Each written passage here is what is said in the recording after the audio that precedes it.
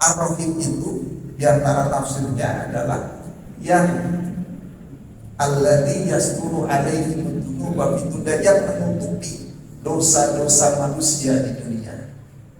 Itu Ar-Rahim. Jadi dengan Ar-Rahimnya itu Allah tutup seluruh perbuatan dosa yang dilakukan oleh hambanya. Tuh, bayangin kalau kita berbuat dosa dan ditutup oleh Allah, maka kita nggak bisa menjalin hubungan dengan sesama manusia. Jadi syariah, makrifat sifat dalam syariah adalah makrifat bil ilmi, makrifat sifat dalam thariqah adalah makrifat bil amal atau bil akhlak. Nah yang ketiga adalah makrifat sifat dalam hakikat, dalam hakikat.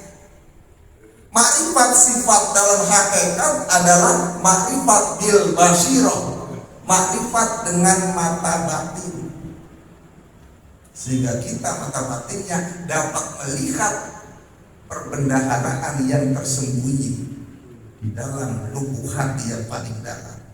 Ketika hatinya sudah bersih, nah guru kita mendidik kita agar kita bisa makrifat. Nah makrifat zat itu adalah bagian ruh qudsi nanti di alam akhirat.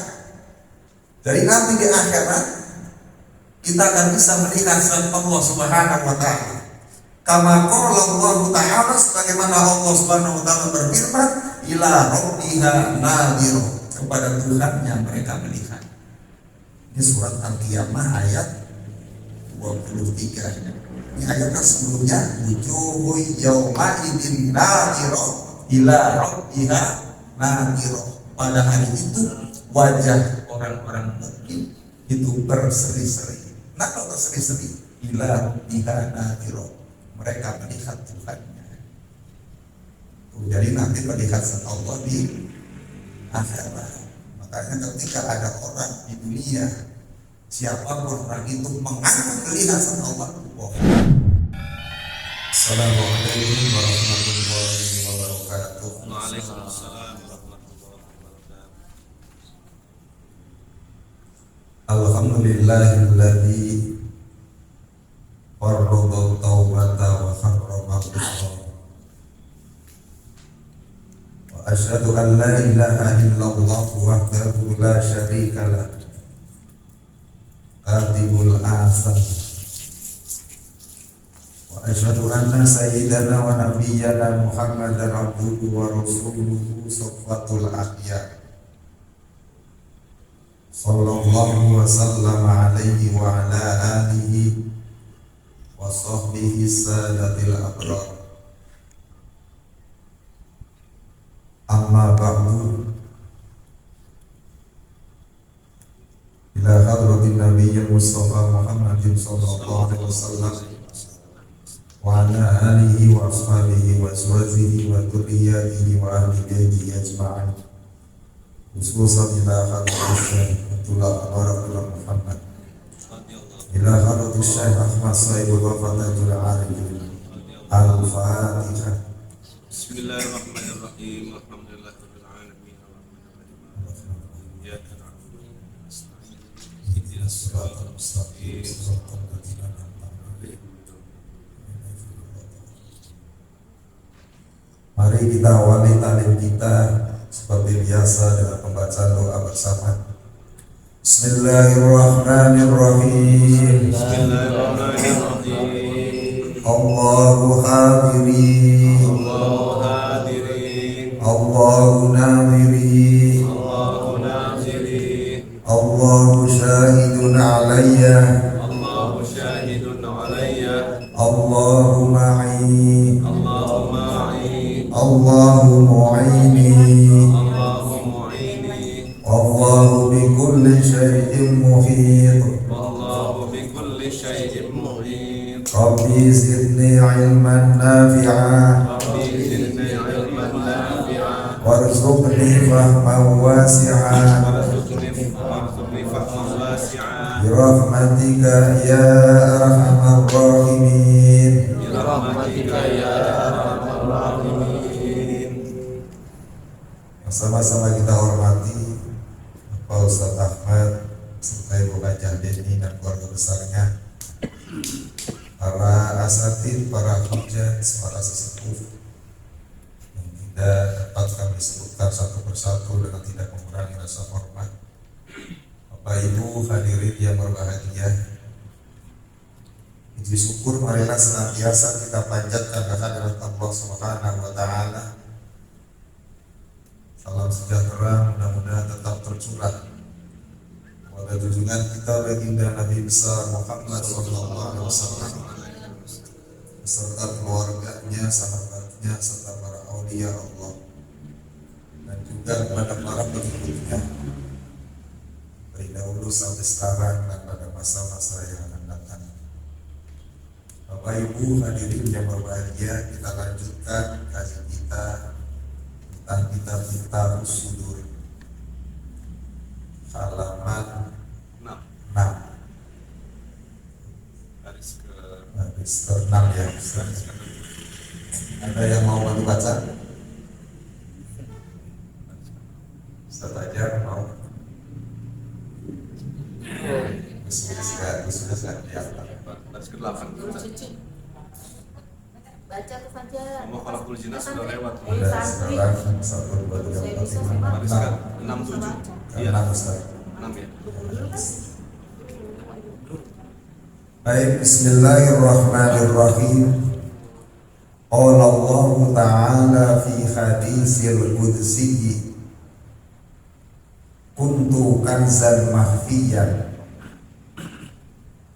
fa ahbabtu an u'rafa fa khalaqtul khalqa likay u'rafa. Qala Allah Ta'ala, Allah Subhanahu wa Ta'ala berfirman fi hadisil qudsi, di dalam hadis qudsi, kuntu kanzan mahfiyan, aku adalah kanzan, perbendaharaan, mahfiyan, yang tersembunyi. Fa ahbabtu, lalu aku ingin, an u'rafa, dikenal. Fa khalaqtul khalqa, lalu aku menciptakan makhluk, likay u'rafa, agar supaya aku dikenal. Kita masih melanjutkan pembahasan terkait makrifat. Pada pertemuan yang lalu kita telah membahas bahwa tujuan Allah menciptakan jin dan manusia adalah untuk makrifat, supaya jin dan manusia mengenal Allah Subhanahu wa Ta'ala. Makrifat itu kemarin sudah saya jelaskan, pengertiannya ada dua macam, ada secara umum dan ada secara khusus. Saya ulang supaya sekedar untuk mengingatkan kembali. Makrifat secara umum adalah al-jazm, meyakini adanya Allah Subhanahu wa Ta'ala. Ini makrifat secara umum. Sedangkan makrifat secara khusus adalah cahaya yang dimasukkan oleh Allah ke dalam qalbu hambanya sebagai anugerah,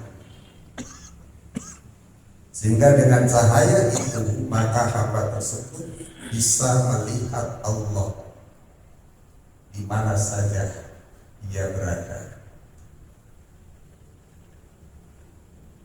Itu makrifat secara khusus.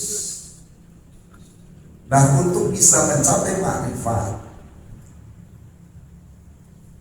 guru kita Syekh Ahmad Syekhul Wafatajul Arifin yang kemarin sudah saya jelaskan, beliau menjelaskan bahwa makrifat itu hanya akan tercapai dengan menyingkapkan hijab dari hijab-hijab nafsu dari cermin qalbu,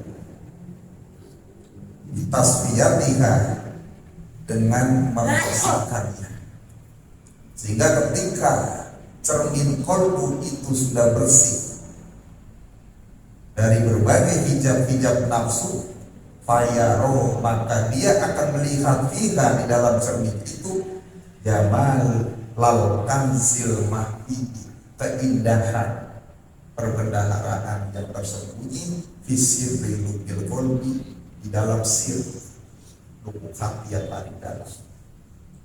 Jadi kuncinya untuk bisa ma'rifat adalah kolbinya harus bersih. Ini tentunya ma'rifat khusus tadi, ma'rifat khusus, karena kita sedang dididik oleh guru kita agar kita bisa mencapai makom ma'rifat yang khusus. Mari sampai situ ya. Iya. Nah sekarang kita lanjutkan. Allah berfirman di dalam hadis qudsi. Apa kata Allah? Saya adalah perbendaharaan yang tersembunyi. Allah menyatakan dirinya sebagai perbendaharaan yang tersembunyi, harta yang tersimpan. Mengapa? Karena biasanya manusia itu sukanya kan kepada harta, materi, perbendaharaan, sehingga begitu dia mendapatkan perbendaharaan atau harta yang tersimpan, yang tidak diduga-duga, dia senangnya luar biasa, bahagianya luar biasa. Begitu juga orang yang sedang melakukan perjalanan menuju kepada Allah, begitu dia kenal kepada Allah, ini kebahagiaannya melebihi dari segala-galanya. Maka di situ diungkapkan dengan bahasa kanzan mahfiyah, perbendaharaan yang tersembunyi. Siapapun kita ketika kita kenal kepada Allah, maka luapan kebahagiaan itu ketika Allah anugerahkan cahaya ma'rifat, itu kebahagiaan yang melebihi dari segala-galanya. Dunia tidak ada artinya. Kita bisa terus berpikir kepada Allah, bisa dekat dengan Allah, itu kebahagiaan yang luar biasa. Gak bisa diganti dengan CRV, gak bisa. Kalau dia begitu, gak bisa diganti. Alphard nggak bisa. Gak bisa diganti dengan Alphard. Ketika kita sudah merasa dekat dengan Allah, gak bisa diganti dengan kenikmatan apapun. Dan itu gak bisa kita bayangkan bagian itu.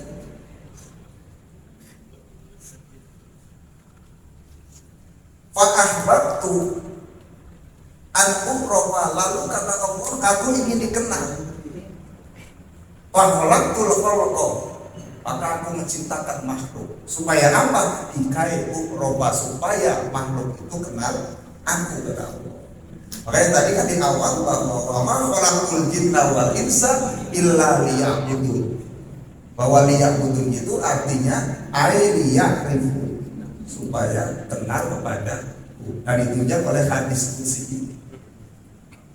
Hadis qudsi ini menguatkan ayat yang tadi. Falihada, maka karena itu tabayyana, jelaslah annallaha, bahwa Allah khalaqal insana, menciptakan manusia lima rifatihi, untuk mengenalnya, untuk ma'rifat kepadanya. Jadi berangkat dari ayat tadi. Jadi umpamanya ada orang nanya kepada kita, apa dasarnya bahwa Allah menciptakan kita untuk ma'rifat, untuk mengenal kepada Allah? Dasarnya adalah surat Al-Dariyat tadi, bahwa khalaqul jinna wal insa illa liya'budun. Lalu ditunjang oleh hadis qudsi ini, untukkan semahfiyat fa'ahbabtu an ukhrafa wa khalaqul khalqa likai ukhrafa. Ini dasarnya. Jadi kita punya landasan ilmu, gak asal ngomong. Ini hadis qudsi. Selanjutnya guru kita menjelaskan fal ma'rifatu ala nawaini. Ma'rifat itu ada dua macam. Ma'rifatu sifatillah, yang pertama adalah ma'rifat sifat-sifat Allah, mengenal sifat-sifat Allah. Wa ma'rifatu dzatihi, dan yang kedua adalah ma'rifat, mengenal zat Allah. Fa ma'rifatu sifati, maka adapun ma'rifat sifat-sifat Allah, takunu haddul jismi fid daraini, adalah bagian jasad di dunia dan akhirat. Ini ma'rifat sifat. Wa ma'rifatu dzati, Dan ma'rifat takunu haddar ruhil qudsi fil akhirah, adalah bagian ruh qudsi di akhirat.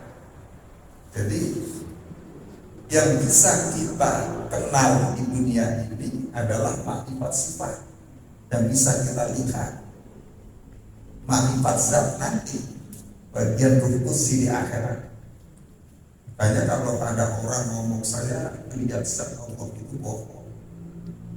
Walaupun mengaku wali. Karena yang bisa diketahui di dunia adalah sifat Allah. Zatnya nanti kalau kita pengen lihat di akhirat.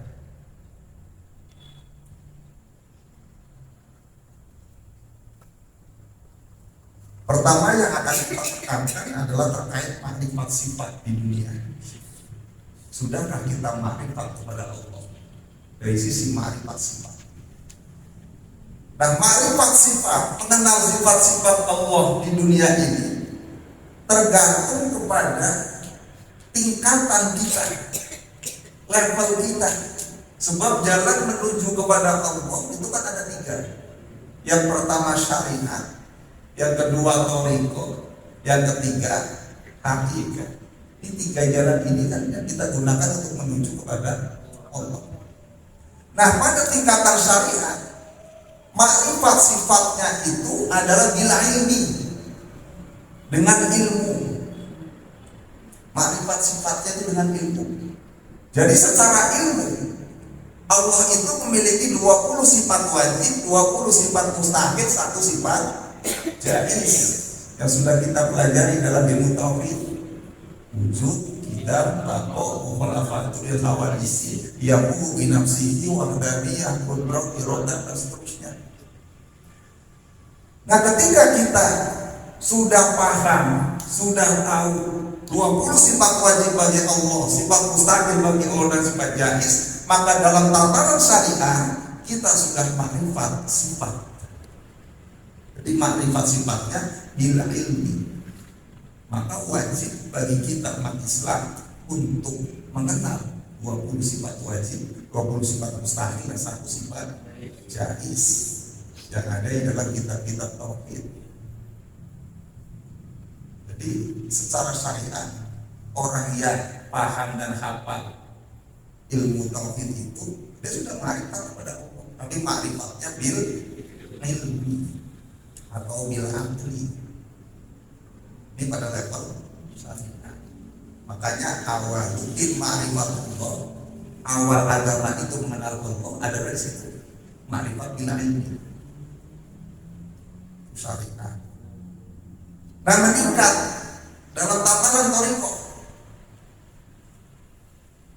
Makrifat sifat di dalam thariqah adalah makrifat bil amal atau makrifat bil akhlak.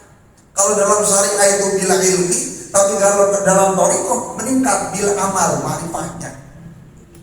Artinya apa?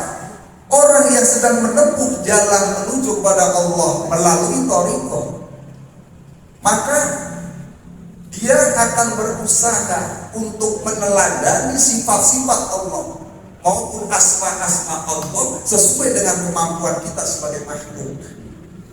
Di makrifat bil amal atau bil akhlak. Makanya kata Rasulullah, "Khalaqu bi akhlaqillah."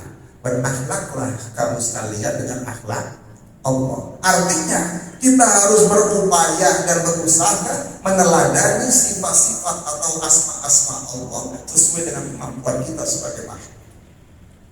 Contoh, Allah bersifat al-ilm, maka mengetahui. Pengetahuan Allah itu kan nggak terbatas. Kayak kelihatan aja, yang nggak kelihatan juga Allah tahu. Maha mengetahui.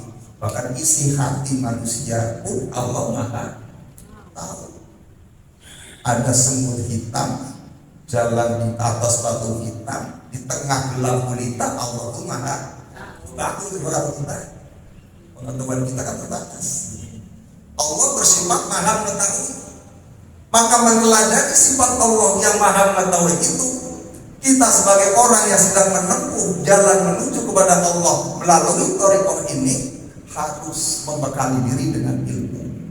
Ini dalam rangka meneladani sifat Allah. Membekali diri dengan ilmu. Jadi ketika kita semangat belajar dan terus belajar, itu adalah bagian daripada ma'rifat ilmu amal. Ma'rifat dengan amal, dengan akhlak. Jadi kita rajin ikut kajian, rajin belajar ilmu apapun, ilmu syariah, ilmu tauhid, ilmu tafsir, ilmu Quran, mustalahul hadis, mutasawuf, semua ilmu kita pelajari. Ketika kita semangat belajar, maka sesungguhnya kita adalah sedang menempuh ma'rifat ilmu amal, ma'rifat thariqah. Jadi kalau kita ditanya sudah ma'rifat kan, kita sudah dalam tataran apa bentuknya? Rajin belajar, rajin hadir di kajian, itu ma'rifatul amal dalam thariqah. Paham ya? Jadi dalam tataran baik-baik itu Allah maha berkehendak, irodah. Maka meneladani sifat Allah yang maha berkehendak, maka kita harus selalu memiliki visi dalam hidup ini. Visi jangka panjang kita, gambaran kita, tujuan kita mau ngapain sih? Harus punya visi orang itu. Ini dalam rangka meneladani sifat Allah yang maha berkehendak. Dari sisi sifat diantaranya itu. Dari sisi asma, Allah memiliki nama diantaranya Ar-Rahman, Maha Pengasih. Allah memberikan kasih sayangnya kepada siapapun tanpa kecuali, selalu diberikan kasih sayang kepada Allah. Maka meneladani asma Allah yang Maha Rahman, kita pun sebagai makhluk harus berusaha mencontoh asma Allah tersebut dengan cara memberikan kasih sayang kepada seluruh makhluk Allah.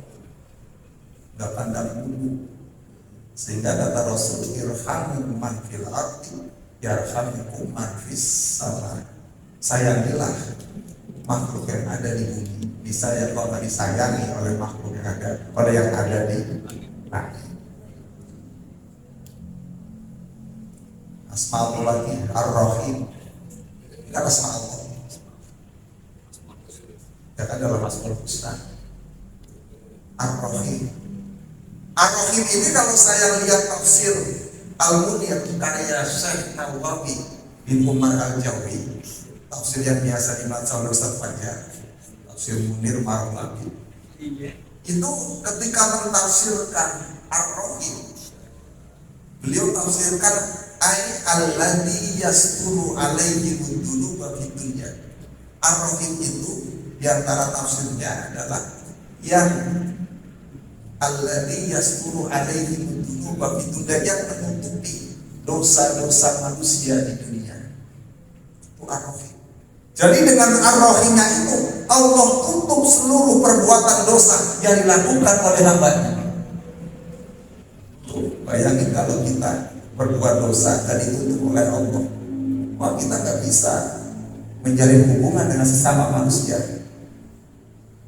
Dari pagi saya berbuat dosa, pokoknya saya mulutnya bisa ngomongin orang, sama Allah distempel. Stempel jam sekian, habis ngomongin si A, ada capnya, ini dulu. Habis mata kita jelalatan, habis lihat namanya ini jelalatan. Bukan lagi bersyukur katanya rezeki, tapi diterusin jelalatan kan habis tampil sama Allah matanya. Ya kan jam sekian habis lihat yang diharamkan oleh Allah. Kira-kira dengan terus tempel perbuatan dosa itu kita bisa bergaul gak dengan manusia? Gak bisa, malu kita, ketahuan itu. Iya kan, ditutup wilayah bau gitu.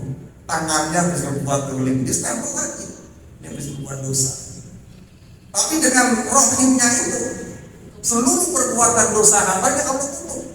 Maka meneladani asma Allah yang Ar-Rahim tadi, hendaknya kita pun selalu berupaya untuk menutup aib yang dilakukan oleh hamba-hamba Allah. Ini ma'rifatul amal.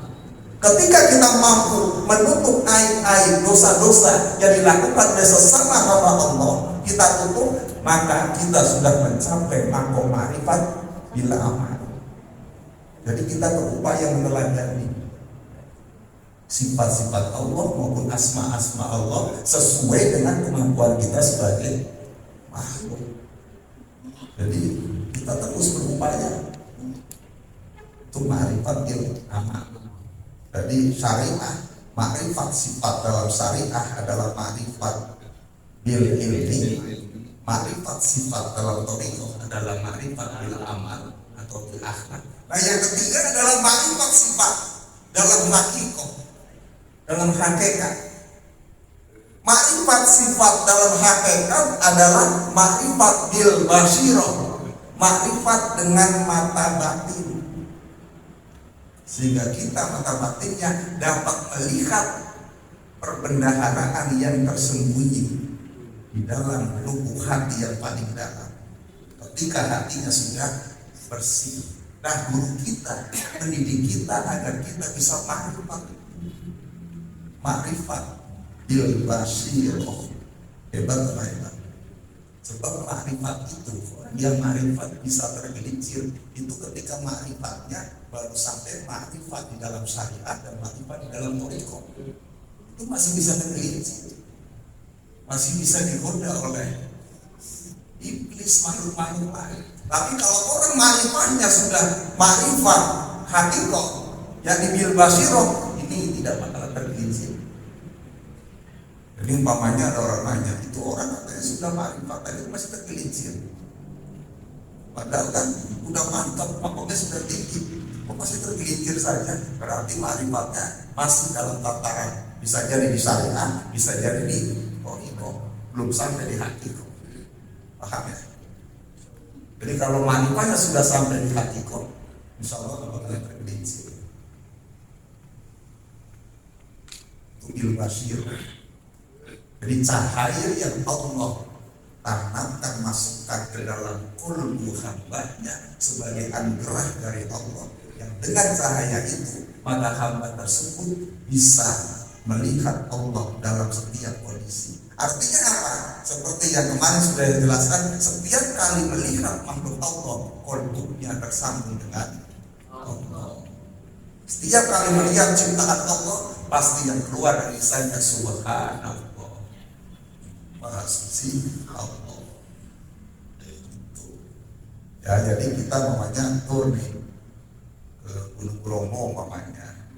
Nah, jam 1 malam bukan tahajud, malah kita menanti munculnya matahari kita kan.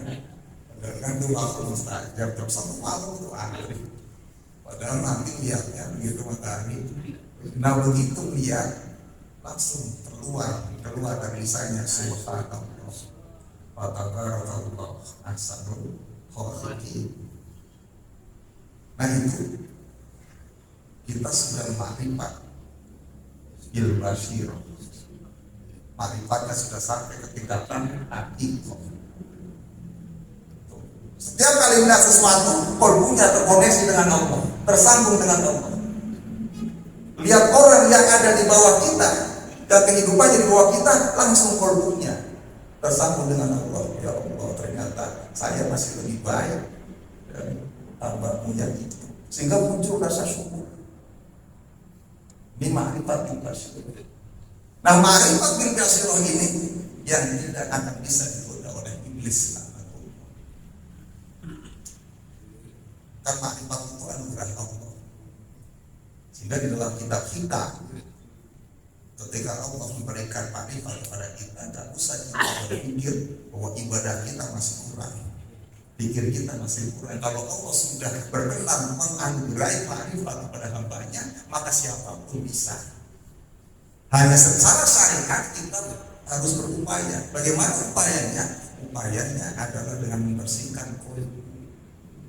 Bagaimana membersihkan qalbunya? Adalah dengan banyak zikrullah, yang bentuknya melalui takbir.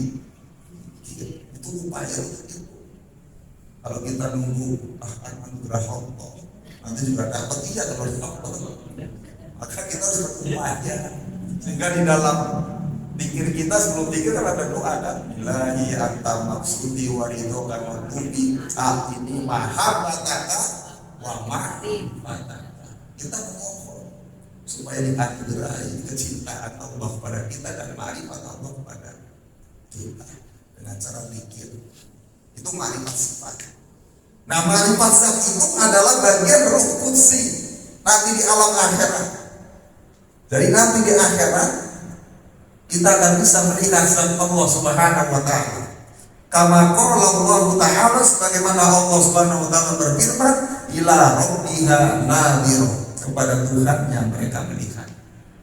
Ini surat Al-Qiyamah ayat 23. Ini ayat kan sebelumnya, wujuhu yauma idzin nadhirah ila rabbiha nadhirah. Pada hari itu wajah orang-orang mukmin itu berseri-seri. Nah, kalau berseri-seri, ila rabbiha nadhirah, mereka melihat Tuhannya. Jadi nanti melihat Allah di akhirat. Makanya ketika ada orang di dunia, siapapun orang itu mengaku melihat Allah, bohong. Dari dalam tauhid dijelaskan begitu. Nah, untuk bisa mencapai makrifat dalam hakikat tadi, makrifat bil basyirah, maka kuncinya adalah kebersihan qalbu. Maka selanjutnya guru kita menjelaskan, wa kana Nabi sallallahu alaihi wasallam yulaqinu hadhil kalimat at-thayyibata lis-sahabati radhiyallahu anhum litasfiyati qulubihim wa tazkiyati nufusihim wa isolihim ilal hadratil ilahiyyati wa sa'adatil qudsiyati. Nabi sallallahu alaihi wasallam mentalkinkan, mengajarkan hadhil kalimat at-thayyibata, kalimat thayyibah ini lis-sahabati radhiyallahu anhum, kepada para sahabat, semoga Allah meridhoinya. Untuk apa Nabi mentalkinkan, mengajarkan kalimat thayyibah kepada para sahabat? Yang pertama, litasfiyati qulubihim, untuk membersihkan hati mereka. Ini fungsi talqin. Jadi fungsi talqin itu adalah untuk membersihkan hati. Supaya apa? Supaya hati kita tidak terhijab oleh urusan-urusan dunia. Karena hati kita seringkali penuh dengan urusan-urusan dunia yang menyebabkan kita sulit khusus sholat, karena perlu kita penuh dengan materi, penuh dengan dunia. Pengen beli mobil Alphard masuk hati, pengen jadi Pajero masuk hati, pengen beli apa? CRV, motor PCX masuk hati. Beli Honda PCX 2020. Semua dimasukin ke hati. Pengen nikah, Ustaz Fajar masuk ke hati. Kena juga, Jar. Segala urusan dunia dimasukin ke hati. Ini yang menyebabkan kalbu kita selalu tergantung kepada dunia, sehingga ketika menghadap kepada Allah, yang diingat dan yang muncul adalah itu. Maka susah khusyuk. Maka talqin salah satu fungsinya adalah litasfiyati qulubihim, untuk membersihkan hati, supaya hati kita hanya ada Allah, tak ada yang lain. Jangan isi hati kita dengan selain Allah. Duit banyak, cukup di tabungan, deposito di bank, ya kan? Mobil kuncinya cukup di tangan, jangan dimasukin ke hati. Rumah mewah, rumah bagus, cukup di luar hati, jangan masukkan ke hati. Kalau dimasukin ke hati, kita ikut kajian begini, fisiknya lagi kajian, pikiran kita melayang. Wah, rumah saya mewah, tapi dikunci nggak ya? Lupa. Udah akhirnya mah, jangan-jangan tadi CCTV-nya aktif nggak ya? Udah mikir.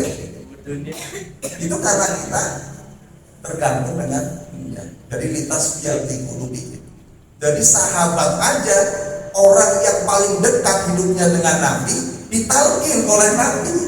Padahal sahabat gimana dengan kita yang hidupnya jauh dari Nabi? Kita kan hidupnya jauh banget dari Nabi. Sahabat orang yang dekat sehari-hari bersama dengan Rasul, mau nanya apapun dekat dengan Rasul, ditalkin oleh Nabi. Bayangin, kok kita nggak mau talkin? Nah sama kata ditalkin. Ditasbihati qulubi. Yang kedua, fungsi talqin itu adalah watazkiyati nufusihin, untuk mensucikan nafsu kita, mensucikan jiwa kita. Nah, karena jiwa kita ini penuh dengan watak-watak tercela. Nafsu lawamah ada 7 watak tercela. Bakhil, rakus, watak dan nafsu, amal, serakah, hoflah, syahwat. Syahwat ini dorongan-dorongan badan untuk mencintai dunia di syahwat. Laki-laki cinta wanita, wanita cinta laki-laki, itu syahwat. Apakah nggak boleh? Boleh, tapi dalam batasan aturan agama. Laki-laki cinta wanita, wanita cinta laki-laki, silahkan, tapi harus dalam batasan agama. Sebab kalau nggak bahaya, ya kan? Kalau nggak bahaya jadi syahwat. Itu di antara sifat-sifat tercela yang selalu nempel ke dalam nafsu kita, ke dalam jiwa kita. Nah, bagaimana membersihkan, mensucikan sifat tercela itu adalah dengan talqin dzikir. Yang ketiga, fungsi daripada talqin dzikir, mengapa Nabi mentalqinkan la ilaha illallah pada para sahabat, wa isalihi ilal hadratil ilahiyah, untuk mengantarkan mereka menuju ke hadapan Allah Subhanahu wa taala. Ini yang disebut dengan usul. Jadi supaya kita bisa usul sampai kepada Allah. Bagaimana ciri orang yang usul? Ciri orang yang usul adalah ketika kolbunya terus-menerus berpikir kepada Allah. Jadi kalau kita nggak putus nih pikirnya kepada Allah, itu tandanya orang usul. Jadi tanda orang usul bukan kita sampai bukan, itu mah korban sinetron, ya kan? Korban sinetron itu seorang waliullah, ping terbang, itu korban, terus langsung membelah diri nih, bisa ke sana A B C, orangnya ada di sini, tapi dia ada di sana juga, korban sinetron itu. Jadi yang disebut usul adalah ketika kolbu kita tidak putus berzikir kepada Allah. Maka tingkatan usul seseorang itu berbeda-beda. Kadang ketika kita lagi terus kopi nggak putus, itulah usul. Tapi suatu saat lupa lagi. Di saat lupa kita turun lagi. Nanti begitu kopi lagi, usul lagi.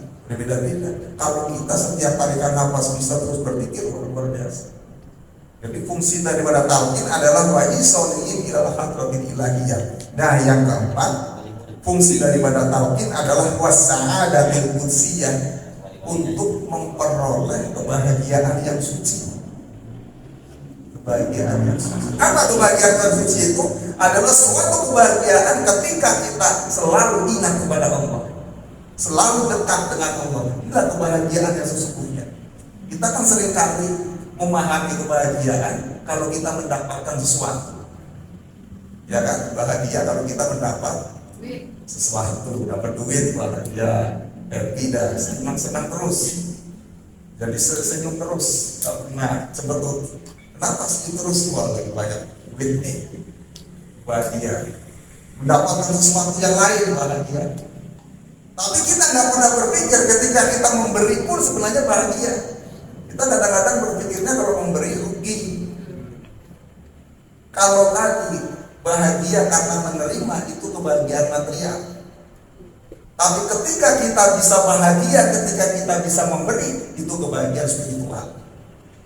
Kita bisa membantu saudara kita yang di Palestina, bahagia luar biasa. Sekalipun hanya doa, kita bisa membantu saudara-saudara kita yang lain. Walaupun nggak seberapa nilainya, tapi muncul kebahagiaan. Itu kebahagiaan spiritual. Dan yang lebih tinggi dari semua itu adalah kebahagiaan ketika kita bisa selalu dekat dengan Allah Subhanahu wa taala. Ini kebahagiaan yang tidak bisa dinilai oleh apapun.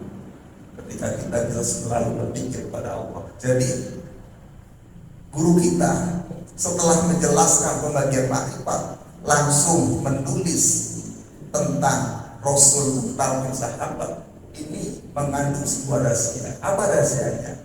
Rahasianya seolah-olah kalau kita tuh ngomong, kamu pengen makrifat, maka sudah ditalkin, amalkan zikirnya, istiqomahkan zikirnya.